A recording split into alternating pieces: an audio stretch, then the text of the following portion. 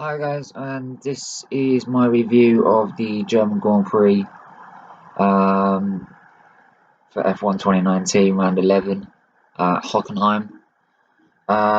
Let's start with some news before I get into the race and the weekend. Um, News is that, like I did mention in the previous video, the British Grand Prix has been extended to 2024. I know a lot of F1 fans know this already, and they announced that during the weekend, which is absolutely brilliant. Chase Kearney, don't ever threaten of taking that Grand Prix off the calendar again, because it's the home of Formula One. It was where the first race was ever held. You can't take it off the calendar. End of story. And it's a bit like Hockenheim, to be honest. This is another thing that we don't know whether we're going to have another Hockenheim Grand Prix for some time.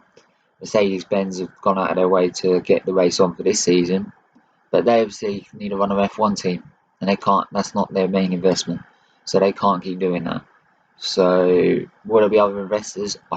After what we saw this weekend, I certainly hope so. It's a classic track. Even the new layout is classic. Great memories there. So yeah, I hope they can sort it out. There's also a bit of trouble with Haas. Um, Not to know too much about this, but having problems with their title sponsor. Obviously, they're behind the scenes negotiating and trying to work things out, smooth things over, because it's not like Gene Haas needs the money, because he runs his own he runs his own his F1. It's not just an F1 team; it's also it's also a NASCAR and IndyCar team, um, or one of the two. So he's got plenty of money, but any further investment in Formula One is more than helpful. Uh, I mean, sorry, I mean, look, look how many sponsors Mercedes have, and that helps support the finance to develop the car, which happens pretty much every week. But yeah, we'll get into the German Grand Prix. Mercedes trying to do cooling package because of the Sahara plume weather, which was going to play a significant part. They predicted actually it was Saturday it was going to rain and thunderstorms, but actually it was Sunday. But massive heat on Friday and Saturday, so they needed extended cooling packages, which we know Mercedes aren't good at. But anyway, we got into the German Grand Prix because of the straight line speed of the Ferrari. They were looking that they were going to take pole and lock out the front row quite easily. Then Vettel crawled back to the pits after just going out. A bit like Hamilton had his problems last year. This time it was Vettel. Uh, okay, right, but Leclerc should take pole then. And then we got to Q3, and then Leclerc uh, doesn't get out of the garage. And I'm like, nothing will. There's some point, something. Their luck's got to turn at some point. Because let's be honest, they've been very unlucky this season. As much as I laugh about Ferrari and all their troubles, they have been very unlucky. Bahrain, they should have won. They had problems after that where they've not been able to get the tyres right. Set up between the two drivers is different. In terms of the car doesn't, they don't know where to go, suit one style or the other. And Canada, I felt the rules are rules, and that if you cut across the track like that, even if you're in an unsafe manner or got no control, it's a penalty. Those are the rules. Unless you're Max Verstappen. And yeah, they've had their luck in this one as well, in the German Grand Prix. So with watch Vettel at a wet weather start from the back, and Leclerc from 10th.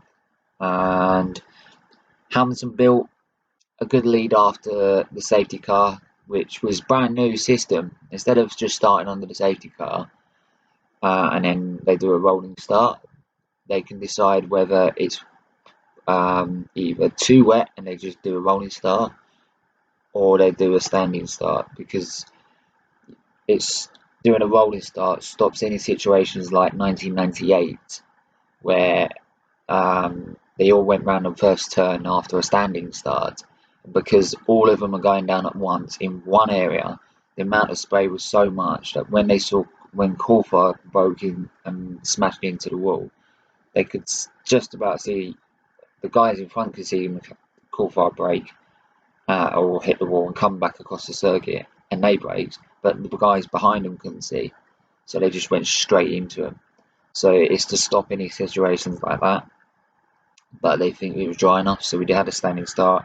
Hamilton built a nice lead after the safety car. Just looked like another controlling wet weather drive for Lewis Hamilton, despite the illnesses. And I loved his post after about Facebook, about his fans that aren't well, and the support he gets from people people he's met like myself, who have not been well and have needed tons of treatment. But yeah, they pitted under the safety car after Perez for Inters.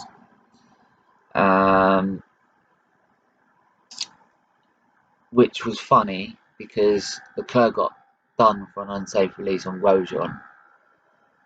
Yeah, if I remember right, did Max Verstappen do that in the British Grand Prix?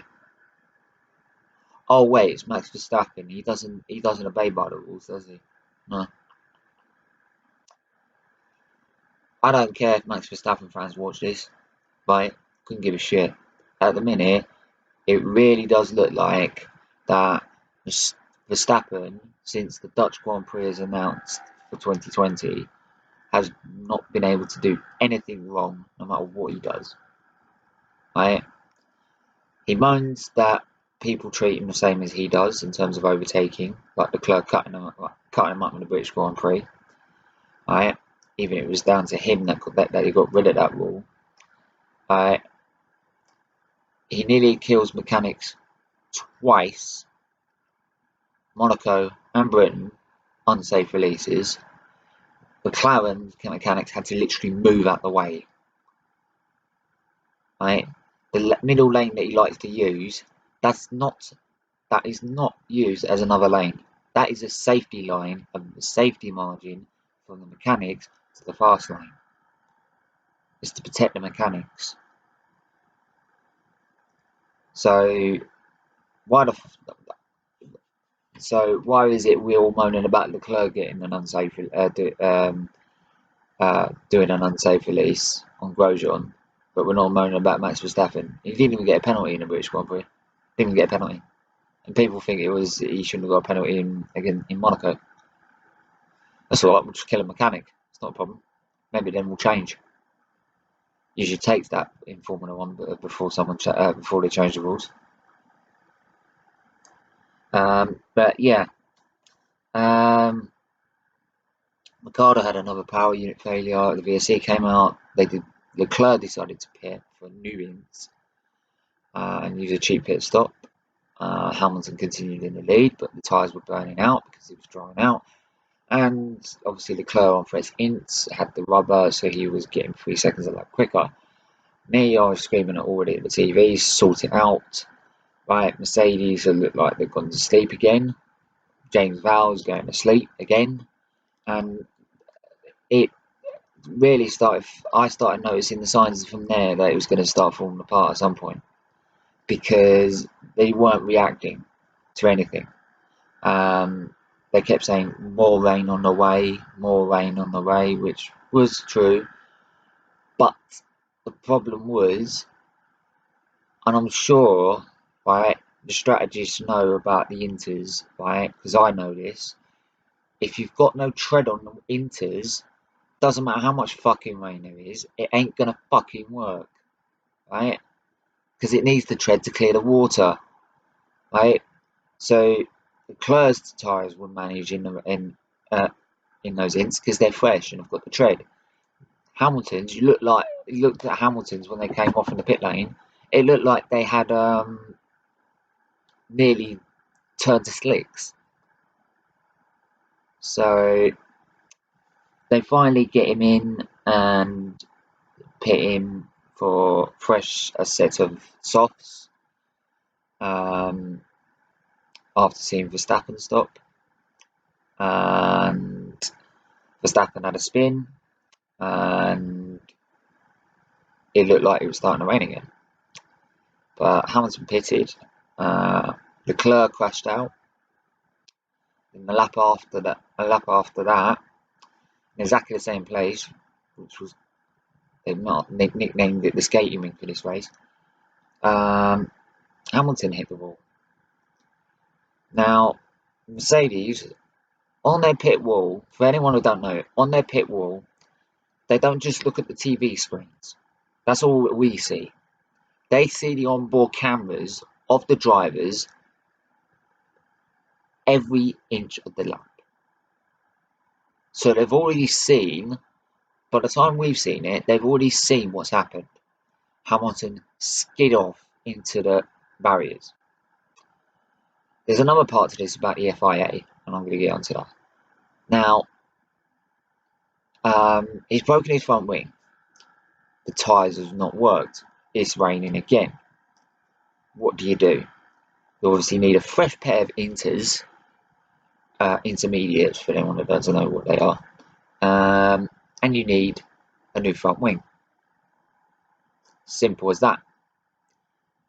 Got him in a pit lane. Half of them are getting softs. Half of them are then saying, no, we need inters. Two of the mechanics are holding the fucking front wing. Right? And another two mechanics are disappeared off the face of the earth to find a new front wing. They say they've had a go at saying, like, oh, it was too close to the pit lane. It took Hamilton 10, 12 seconds to get out the fucking barriers. Right? How much more time do you fucking need?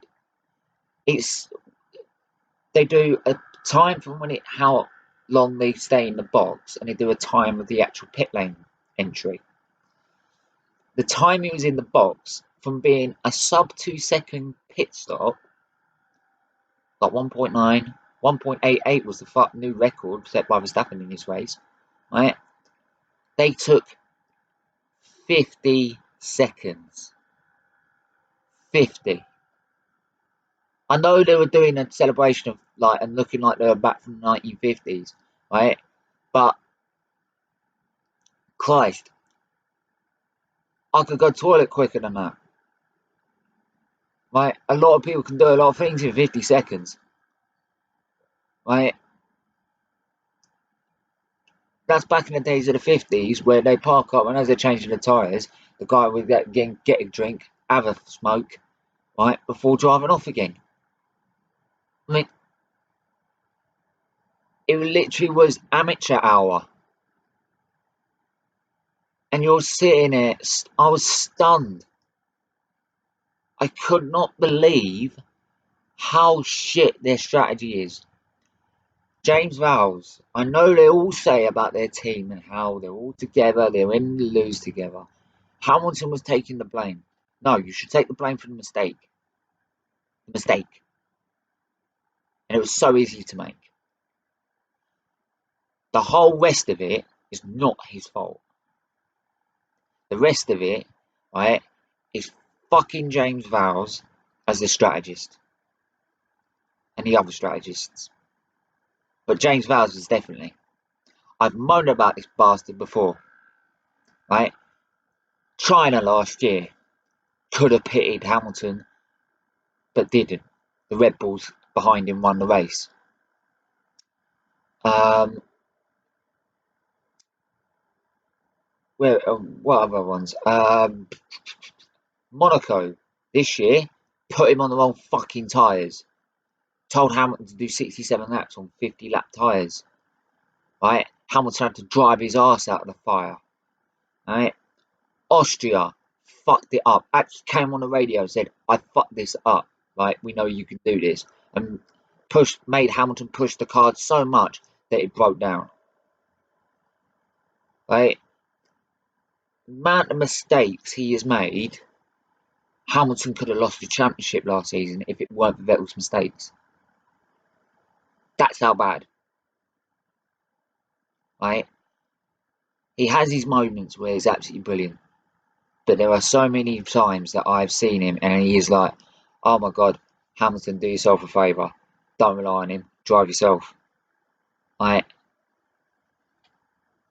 He was probably the same guy that probably told Hamilton to pit and get a new set of tyres back in 2015 in Monaco. And ended up third. So, I'd sack him. Right? In these races, the ones who react to every situation that turns up wins the race. And that was Red Bull. Full credit to Red Bull. Right? Because they've got strategists that are constantly sitting there, right? Not looking at the weather forecast, which is what Mercedes just did all race, but looking at the data, looking at their lap times. What are their lap times doing? Right? Realising that we need to be on softs. Then realising, no, it's not going to work. Be on the right tyres at the right time. Be on the ints. Right? That's strategists. Mercedes just either fell asleep or just focused on the forecast and hope the rain will fucking pull their arse out of the fire. So, and even to like the last safety car where Stroll ended up fourth because he pitted under the safety car for softs, they didn't just take the gamble with Hamilton. Why didn't they just take the gamble? At one point, he was behind both Williams. He was fucking last. Right? And if you took the gamble, right, when everyone else, before everyone else pulled into the pit lane after the safety car, he could have been right back up there. Heaven knows he would be challenging for the lead with Vettel.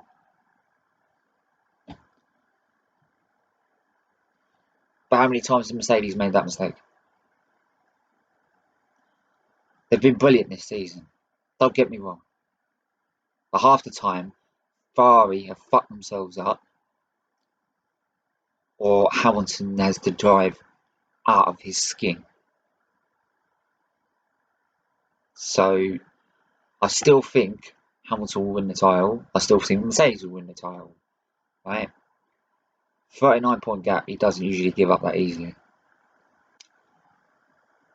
But my God, next week, this week in Hungary, please, fucking turn up. You've said you sorted yourself out in the slow corners. This is the track to prove it on. Fucking sort it. Right? So I can't be doing that again. Not any more fuck ups. Again. Right? Because Red Bull are going to be on your case. If not this season, next season. Next season, I would expect to be Red Bull right up Mercedes' arse. They can't rely that they've got a power unit advantage anymore because that belongs to Ferrari. Right? They just can't rely on Hamilton having to drive out his arse. Because he can only drive as fast as the car will drive him. Yes, we've seen him put in unbelievable performances. Unbelievable. Right? But you can only do with what the cars can tolerate. And if the Red Bull's generally going to be faster, what is he supposed to do? Oh, and in terms of the FIA on that, 5-second penalty for Hamilton, right? Bollocks. What do you want him to do? Go around the circuit and spread debris all over the fucking place with a broken front wing? Or would you rather him just, like, stop the need for a safety car by doing that and just cut through the bollard, not cutting anyone up, right? Not cutting Verstappen up, not cutting anyone up, but pull into the pit lane. I bet if Verstappen, he wouldn't get a penalty. Bet ya. Right? So you can let it slide. You can let a rule slide for Verstappen in Austria, but you can't let a rule slide for Hamilton in Germany. This is why I get fucked off now with FIA. Inconsistent. Politics. Riddled for the sport. Politics. So we move on to after Verstappen's win. Kvyat, how he's come back as a different driver is absolutely brilliant. I was really pleased to see him up on the podium. I think driver of the day should have been Vettel because he was the one that actually didn't make a mistake all race. I don't remember Vettel making a mistake. And he kept his head down, kept focused, and got second place from dead last. So full credit to him. And luckily the gap stays the same because Bottas crashed out. So yeah, an extraordinary Grand Prix. Extraordinary weekend. One we'll remember for ages if it is the last German Grand Prix for a while. Let me know what you thought about the weekend. Do you feel that the penalty for Hamilton was harsh? Any comments about Mercedes fuck-ups? Or just any general thoughts or questions even about F1, and I'll get back to you on that one. Yeah, let me know in the comments below, and leave a like and subscribe, and I'll talk to you guys soon.